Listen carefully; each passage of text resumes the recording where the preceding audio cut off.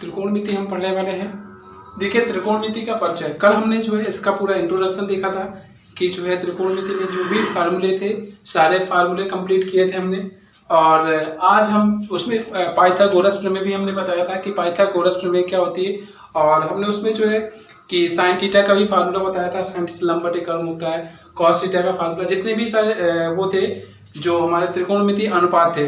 इसमें हमारे तीन त्रिकोणमिति अनुपात होते हैं, साइन कॉस टेन, और इनके जो है तीन और होते हैं सहयोगी होते हैं। सहयोगी बोल सकते हैं कि साइन का अपोजिट होता है कॉसेक, और कॉसेक का अपोजिट होता है साइन, मतलब साइन का अपोजिट होता है कोसेक, और कॉस का अपोजिट होता है सेक, और कॉट का टेन का अपोजिट होता है कॉट।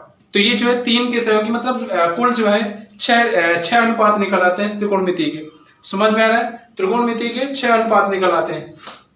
तो इसमें हम जो पढ़ने वाले हैं कि ये फार्मूला क्वेश्चन दिया हुआ है कि त्रिभुज ABC में त्रिभुज B = 90 दिया हुआ है, और AB = 5 एंड BC = 12।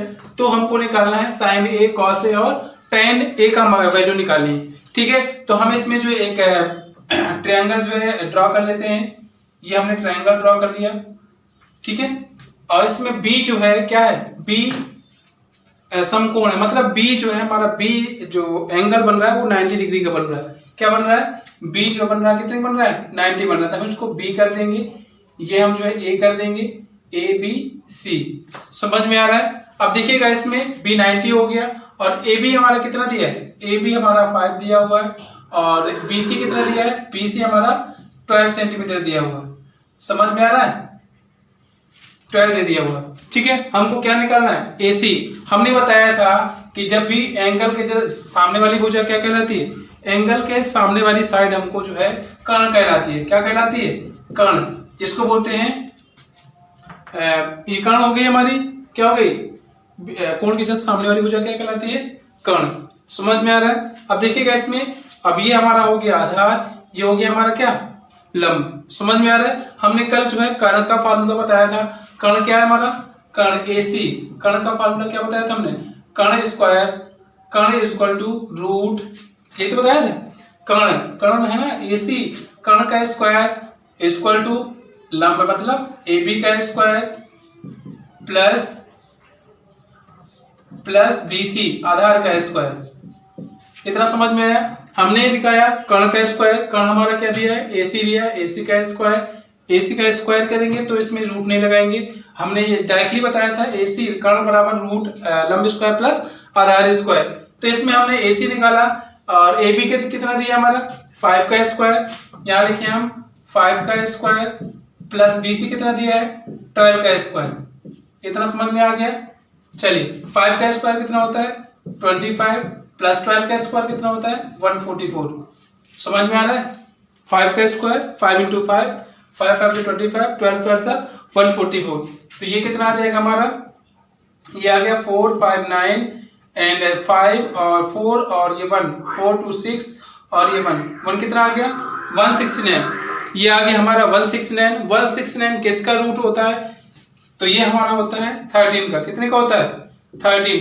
तो AC हमारा कितना निकला है? AC निकला है हमारी 13। समझ में आ रहा है कि नहीं आ रहा है? इतना चीज समझ में आया? तो हमको क्या निकालना था? हमको निकालना था साइन A। साइन A बराबर क्या होता है? साइन, अब देखना इसमें ये हो जाएगा।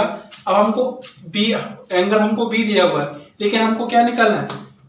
कोण तो हमारा समकोण B है, लेकिन हमको साइन A निकालना है। A समकोण है, तो जब ये समकोण हो जाता है, ये कितने का हो गया? ये 90 का हो गया। तो इसके जस्ट सामने वाली भुजा क्या कहलाएगी? कर्ण जो है, कर्ण जो है चेंज नहीं होता है। कर्ण जो है इन दोनों के भुजाओं के योग के बराबर होता है, दोनों भुजाओं के योग के बराबर होता है। समझ आ रहा है? तो ये जो है इसके सामने वाली भुजा क्या हो जाएगी? ये हो जाएगी लंब, और ये क्या हो जाएगी? ये हो जाएगी आधार। समझ में आ रहा है? जब हमने जो B यहाँ पे लिखा है, तो अगर B होता है तो हम डायरेक्टली लिख देते। अब हमको क्या दिया? A दिया है, साइन A, कॉस A और टेन A दिया हुआ। समझ में आ रहा है? तो साइन A बराबर क्या होता है? लंब बटे कर्ण। कैसे? लाल बटे कक्का से कल बताया था हमने। साइन थीटा लंब बटे कर्ण। लंब कितना दिया है? लंब अब हम 5 नहीं रखेंगे, क्या रखेंगे? 12। तो यहाँ पे 12 इन कर्ण कितना दिया है? कर्ण कितना हो जाएगा? हमारा कर्ण हो जाएगा ये 13 हो जाएगा। समझ में आ रहा है कि नहीं आ रहा है? चलिए cos थीटा, cos से कितना हो जाएगा आधार बटे कर्ण। cos के क्या होता है आधार बटे कर्ण। आधार कितना दिया है, आधार अब ये होगा कि नहीं होगा, ये लंब हो गया तो ये क्या हो जाएगा आधार हो जाएगा। तो आधार कितना हो गया 5 अपॉन कर्ण कितना दिया है 13। इतना समझ में आ रहा है? अब क्या निकालना है tan। tan ए बराबर क्या होता है, tan ए बराबर होता है लंब बटे आधार। लंब कितना दिया है, लंब दिया है हमारा 12 और आधार कितना दिया है 5। समझ में आ रहा है ये चीज समझ में आ रही है ना कि हमारा साइन और कॉस और tan, इतना चीज समझ में आ गया। चलिए दूसरा देखिएगा, सेम सवाल इसमें भी है कि इसमें बी समकोण दिया है और क्या निकालना है साइन ए निकालना है, tan ए निकालना है और cos सी और tan सी निकालना है। देखिएगा इसमें भी एक ट्रायंगल बना लेते हैं। ये देखिए ट्रायंगल बना लिया हमने, ठीक है। तो हम इसमें जो बी हमारा क्या है, बी हमारा समकोण ये ए बी सी, ठीक है। अब यहाँ पे देखिएगा ए बी हमारा कितना दिया है 4 सेंटीमीटर और बी सी कितना दिया है 5 सेंटीमीटर। निकालना क्या है हमको, साइन ए निकालना है, tan ए निकालना है, cos सी निकालना है और cot सी निकालना है। देखिएगा पहले हम क्या निकाल लेते हैं, कोण की जैसे सामने भुजा क्या कहलाती है कर्ण। क्या निकालना है कर्ण निकालना है। कर्ण निकालने के लिए हम जो पाइथागोरस पे भी हम लगाएंगे वही AC equal to root AB का square AB square plus BC square. समझ में आ रहा है? अब देखेंगे यहाँ पे AB कितना दिया है 4 का स्क्वायर प्लस BC 5 का स्क्वायर रूट 4 का स्क्वायर कितना हो जाएगा 4 का स्क्वायर हो जाएगा हमारा 16 और 5 का स्क्वायर 25। यहाँ पे कितना आ जाएगा इनका जो है अगर ऐड करेंगे हम तो ये हो जाएगा 5 6 1 और 2 1 3 1 4 41। क्या हो गया 41 हो गया। AC हमारा कितना आ गया 41। समझ में आ रहा है? हमको निकालना था साइन ए। क्या निकालना है साइन ए। साइन ए बराबर क्या होता है लंब बटे कर्ण। अब देखना साइन ए, अब इसके सामने भुजा, अब ये पहले आधार था, ये क्या हो जाएगा लंब हो जाएगा क्योंकि कोण एक ही निकाला है ना। अगर बी होता तो हम जो इसी से निकाल लेते। समझ में आया? तो कोण ए के सामने भुजा कर्ण हो जाएगा लंब हो जाएगी। लंब कितना 5, कर्ण कितना है हमारा रूट 41, ठीक है। साइन आ गया। अब निकालना tan। tan ए बराबर क्या हो जाएगा लंब बटे आधार। लंब क्या है हमारा 4 दिया हुआ है, कर्ण कितना दिया हुआ 5 दिया हुआ। अब निकालना है cos c। cos c क्या हो जाएगा, अब देखना cos c, अब ये है, अब इसके सामने की भुजा क्या कहलाएगी, अब ये लंब हो जाएगी। समझ में आ रहा है? अब cos c निकालेंगे, इसके जस्ट सामने की भुजा क्या कहलाएगी लंब कहलाएगी। लेकिन कर्ण हमारा चेंज नहीं होता, सिर्फ एक ही बार होता है, जो हो गया सो हो गया, फिर इसके बाद चेंज नहीं होता, ठीक है। कर्ण cos c आधार बटे कर्ण क्या हो जाएगा आधार बटे कर्ण। आधार कितना दिया है ये लंब हो गया तो ये आधार हो जाएगा 5/4 और cot c क्या होता है tan होता है लंब बटे आधार और cot क्या होता है आधार बटे लंब। आधार कितना दिया है, अब ये तो लंब है और ये आधार है, तो 5 कितना हो जाएगा 5/4 हो जाएगा। ये समझ में आया कि नहीं आया? ये चीज समझ में आ गया ना, निकल के आ गया पूरा, ये तो क्या हो गया कंप्लीट आंसर हो गया। समझ में आ रहा है कि नहीं आ रहा है? चलिए आगे क्वेश्चन देख लेते हैं, एक दो क्वेश्चन और लगा लेते हैं।